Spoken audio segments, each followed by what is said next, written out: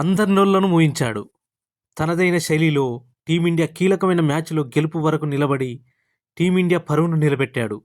ఎన్ని మాటలన్నా పట్టించుకోలేదు. తనకు అవకాశం ఇవ్వకున్నా సైలెంట్గా ఉన్నాడు.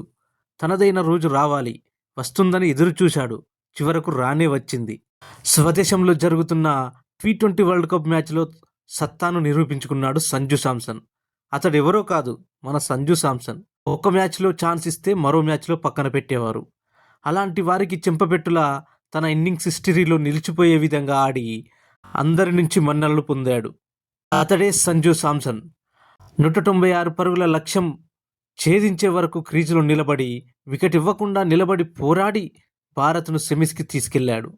29 పరుగులకే ఒక వికెట్ పడింది. కాసేపటికే రెండో వికెట్ కూడా కోల్పోయింది. ఇక టీమిండియా సెమీస్కి వెళ్లడం కష్టం అనుకున్నారు. నేనున్నాను అన్నట్లు ఓ వెన్నెముకలా నిల్చొని కొండంత లక్ష్యాన్ని చేర్పించాడు. ఒకవైపు వికెట్లు పడినా తన వికెట్ మాత్రం అస్సలు ఇవ్వలేదు. ఇలాంటి ఇన్నింగ్స్ ఆడాడు సంజు శాంసన్. 50 బంతుల్లో 12 ఫోర్లు 4 సిక్సర్లతో 97 పరుగులు చేసి నాటౌట్గా నిలిచాడు. T20 వరల్డ్ కప్ సూపర్ 8 మ్యాచ్లో భారత్ సెమీస్ చేరాలంటే ఖచ్చితంగా గెలవాల్సిన మ్యాచ్. అందులో వెస్టిండీస్ టీం అందరూ భీకరమైన ఫామ్లో ఉన్నారు. వెస్టిండీస్ ఆటగాళ్ళు. వెస్టిండీస్ టాస్ ఓడి బ్యాటింగ్కు దిగింది. 20 ఓవర్లలో 195 పరుగులు చేసింది. కొండంత లక్ష్యంతో బరిలోకి దిగిన టీమిండియాకు భారీ షాక్ తగిలింది. అభిషేక్, ఈశాన్ అవుట్ అయ్యారు. ఇక సంజు తన కెరీర్ బెస్ట్ ఇన్నింగ్స్ చెప్పాలి. ఇక కష్టాల్లో ఉన్న టీమిండియాను సూర్యతో కలిసి గెలుపుకు సంజు పునాదులు వేశాడు. ఇక భారత్ గెలుపు దిశగా పయనిస్తున్న క్రమంలో సూర్య అవుట్ అయ్యాడు. వెంటనే తెలుగు కుర్రాడు వచ్చి తిలక్ వర్మ ఊపి వెళ్ళాడు. దీంతో స్కోర్ దగ్గరికి వచ్చింది. ఇక అయిపోయిందిలే అనుకున్నాం, కానీ మళ్ళీ తిలక్ అవుట్ అయ్యాడు.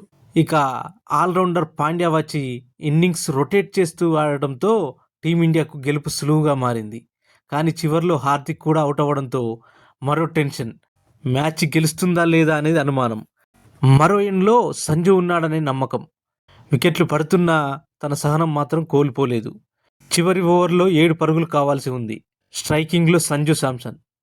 ఫస్ట్ బంతికే సంజు భారీ సిక్సర్ బాదాడు. తర్వాత బంతికి 4 కొట్టి ముగించేశాడు. దీంతో టీమిండియా సెమీస్కు దూసుకెళ్లింది. 5 వికెట్ల తేడాతో వెస్టిండీస్పై గెలిచింది.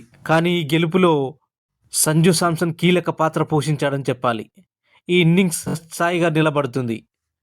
ది బెస్ట్ ఇన్నింగ్స్ ఆడాడని చెప్పాలి సంజు శాంసన్. ఎప్పటికీ చరిత్రలో నిలిచిపోతుంది ఈ ఇన్నింగ్స్. ఎన్ని నిందలు వేసినా, ఎన్ని మాటలన్నా సంజు పడ్డాడు. కానీ చివరకు నిలబడ్డాడు. భారత్ను నిలబెట్టాడు. సెమీస్కు తీసుకెళ్లాడు. లేదంటే ఈరోజు వెస్టిండీస్ చేతిలో టీమిండియా ఘోర పరాజయం పాలయ్యేది. Hats off to Sanju Samson. Thank you for watching. మా ఛానల్ని సబ్స్క్రైబ్ చేసుకోండి. ఇలాంటి మంచి వీడియోలను ఎంకరేజ్ చేయండి. కామెంట్ రూపంలో మీరు తెలియచేయండి. మరిన్ని అప్డేట్స్తో మళ్ళీ కలుద్దాం. లైక్ చేయండి, షేర్ చేయండి.